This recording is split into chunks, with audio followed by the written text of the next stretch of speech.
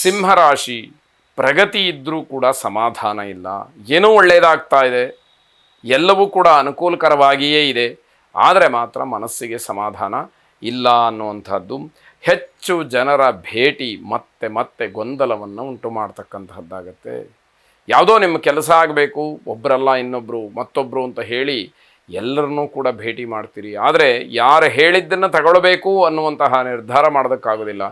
ಗೊಂದಲವನ್ನು ಸೃಷ್ಟಿ ಮಾಡ್ಕೊಳ್ತೀರಿ ಎನ್ನುವಂಥದ್ದು. ನಿಮ್ಮ ಮಕ್ಕಳನ್ನು ವಿಶೇಷವಾಗಿ ಬೆಂಬಲಿಸಿ. ಮಕ್ಕಳು ಯಾವ ರೀತಿಯಲ್ಲಿ ಕಷ್ಟಪಡ್ತಾ ಇದ್ದಾರೆ, ಯಾವ ವಿಷಯದಲ್ಲಿ ಆಸಕ್ತಿಯನ್ನು ಹೊಂದಿದ್ದಾರೆ ಅದನ್ನು ತಿಳಿದು ಅವರಿಗೆ ಪೂರಕವಾಗಿ ಬೆಂಬಲವನ್ನು ನೀಡಬೇಕಾದಂತಹದ್ದು. ಆತುರದಲ್ಲಿ ಹೂಡಿಕೆಯನ್ನು ಮಾಡಬೇಡಿ, ಆರ್ಥಿಕವಾದಂತಹ ನಷ್ಟವಾಗುತ್ತೆ. ಯಾರನ್ನೋ ನೋಡಿ, ಯಾವುದೋ ಜಾಹೀರಾತನ್ನು ನೋಡಿ ನನಗೂ ಕೂಡ ಹಣ ಬರುತ್ತೆ, ನಾನು ಶ್ರೀಮಂತನಾಗಬಹುದು ಅನ್ನುವಂತಹ ದುರಾಸೆಯನ್ನು ಇಟ್ಟುಕೊಂಡು ಮಾಡಿದಂತಹ ವ್ಯವಹಾರ ನಿಮಗೆ ತೊಂದರೆಗೆ ಕಾರಣವಾಗುತ್ತೆ. ನಿಮ್ಮಂತೆ ಬೇರೆಯವರು ಇರಬೇಕು ಅನ್ನುವಂತಹ ಒತ್ತಡವನ್ನು ಹೇರ್ತೀರಿ, ಅದು ತಪ್ಪು. ನೀವು ಅದನ್ನು ಬಯಸಿ ಬೇರೆಯವರು ಒಳ್ಳೆಯದಾಗಿರಲಿ ಅಂತ, ಆದರೆ ನಾನಿರುವ ಹಾಗೆ, ನಾನು ಯಾವ ರೀತಿ ನಡ್ಕೊಳ್ತೀನೋ ಹಾಗೇ ಇರಬೇಕು ಅಂತ ಹೇಳಿ ನಿರೀಕ್ಷೆ ಮಾಡಿದರೆ ಅದು ತಪ್ಪಾದೀತು. ಉತ್ತಮವಾದಂತಹ ದಿವಸ ಸಮಯ ಇದ್ದಾಗ ಅದನ್ನು ಸರಿಯಾದಂತಹ ರೀತಿಯಲ್ಲಿ ವಿನಿಯೋಗಿಸ್ಕೊಳ್ಬೇಕು, ಅದರಿಂದ ಲಾಭವನ್ನು ಪಡ್ಕೊಳ್ಬೇಕು ಅನ್ನುವಂಥದ್ದು. ಕುಬೇರ ಲಕ್ಷ್ಮಿಯನ್ನು ವಿಶೇಷವಾಗಿ ಪ್ರಾರ್ಥನೆ ಮಾಡಿ ಶುಭವಾಗಿ. ಕನ್ಯಾ ರಾಶಿ, ಮಾನಸಿಕವಾದಂತಹ ಶಾಂತಿ, ನೆಮ್ಮದಿ, ಸಮಾಧಾನ ಅಂತಕ್ಕಂಥದ್ದು ಇಲ್ಲದೇ ಇರುವಂತಹ ದಿವಸ. ಏಕಮುಖವಾದಂತಹ ಪ್ರೀತಿ ಅಥವಾ ಅಭಿಮಾನ ವ್ಯರ್ಥವಾಗುತ್ತೆ. ಯಾರ ಬಗ್ಗೆನೋ ನೀವು ತುಂಬ ವಿಶ್ವಾಸ ಇಟ್ಕೊಂಡಿರ್ತೀರಿ, ತುಂಬ ಪ್ರೀತಿಯನ್ನು ಇಟ್ಕೊಂಡಿರ್ತೀರಿ, ಆದರೆ ಆ ವ್ಯಕ್ತಿಗಳು ನಿಮ್ಮನ್ನು ಪ್ರೀತಿಸಬೇಕಲ್ಲ, ನಿಮ್ಮ ಬಗ್ಗೆ ವಿಶ್ವಾಸ ಇರಬೇಕಲ್ಲ. ಅದಿಲ್ಲದೇ ಇದ್ದಾಗ, ಅದಿಲ್ಲ ಅಂತ ನಿಮಗೆ ಗೊತ್ತಾದಾಗ ತುಂಬ ನೋವನ್ನು ಅನುಭವಿಸ್ಬೇಕಾಗತ್ತೆ.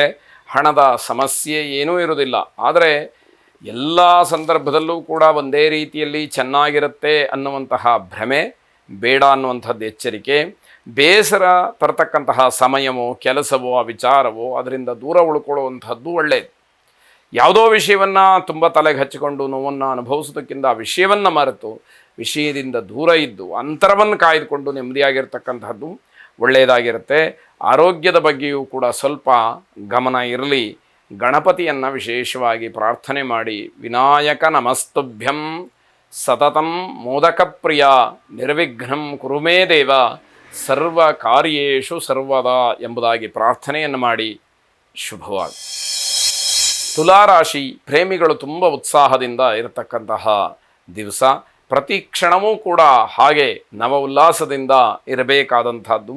ವಿದ್ಯಾರ್ಥಿಗಳಿಗೆ ವಿಶ್ರಾಂತಿಯ ಅಗತ್ಯತೆ ಇರುತ್ತೆ. ತುಂಬ ಕಷ್ಟಪಟ್ಟು ಓದ್ತಕ್ಕಂಥದ್ದು ಅಥವಾ ಬೇರೆ ಇನ್ಯಾವುದಾದ್ರೂ ಚಟುವಟಿಕೆಗಳಲ್ಲಿ ಭಾಗಿಗಳಾಗಿ ಸಮಯವನ್ನು ಕಳೆದಿರುವಂಥದ್ದು, ಇದೆಲ್ಲ ದೇಹಶ್ರಮಕ್ಕೆ ಕಾರಣ ಆಗುವಂಥದ್ದಿರ್ಬೋದು. ಬೆಲೆ ಬಾಳ್ತಕ್ಕಂತಹ ವಸ್ತು ನಷ್ಟವಾಗುವುದಕ್ಕೆ ಅವಕಾಶ ಇದೆ, ಎಚ್ಚರಿಕೆ ಇರಬೇಕು ಅನ್ನುವಂಥದ್ದು. ದಿನವಿಡೀ ಬೇರೆಯವರ ಮಾತನ್ನು ಆಡ್ತೀರಿ, ಸಮಯವನ್ನು ವ್ಯರ್ಥ ಮಾಡಿಕೊಳ್ತೀರಿ. ನಿಮ್ಮ ವಿಷಯವೇ ಏನೂ ಇರೋದಿಲ್ಲ, ಬೇರೆಯವರ ಬಗ್ಗೆನೇ ಆಲೋಚನೆ ಮಾಡುವಂಥದ್ದು, ಮಾತಾಡುವಂಥದ್ದು, ಕೇಳಿ ತಿಳಿಯುವಂಥದ್ದು, ಹೀಗೆಲ್ಲ ದಿನ ಮುಂದೆ ಹೋಗ್ತಕ್ಕಂಥದ್ದಾಗತ್ತೆ. ವ್ಯಾಪಾರ ಅಥವಾ ವ್ಯವಹಾರದಲ್ಲಿ ಹಿನ್ನಡೆ ಆಗ್ತಕ್ಕಂಥದ್ದು, ನಷ್ಟವಾಗ್ತಕ್ಕಂಥದ್ದು ಸರ್ವೇ ಸಾಧಾರಣ ಅಂತ ಹೇಳಿ ಅನ್ನಿಸುವಂತಹ ದಿವಸವಾಗುತ್ತೆ. ಎಲ್ಲ ಮರೆತು ಸುಮ್ಮನಿರ್ತಕ್ಕಂತಹ ದಿವಸ.